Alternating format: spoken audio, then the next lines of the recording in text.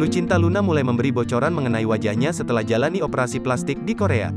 Alih-alih semakin percaya diri, Lucinta Luna justru mengaku takut. Ya, Lucinta Luna kembali membuat sensasi baru, setelah sebelumnya ia memperkenalkan diri sebagai Muhammad Fattah. Kini dirinya membagikan kabar sedang melakukan operasi plastik di Korea. Operasi plastik yang dijalaninya di Korea membuat warganet penasaran dengan bagaimana bentuk muka Lucinta Luna yang baru. Kabar dirinya melakukan operasi plastik ini langsung ia bagikan di akun Instagram pribadinya @lucintaluna_manjalita. Pada akun Instagram pribadinya tersebut, terlihat wajah dari Lucinta Luna dibalut perban yang menutupi seluruh kepala.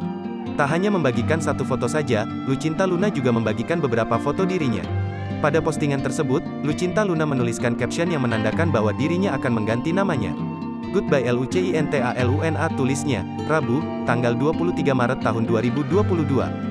Setelah membagikan potret bahwa ia sedang melakukan operasi di Korea, Lucinta Luna juga memposting beberapa instastory di Instagramnya. Pada postingan instastory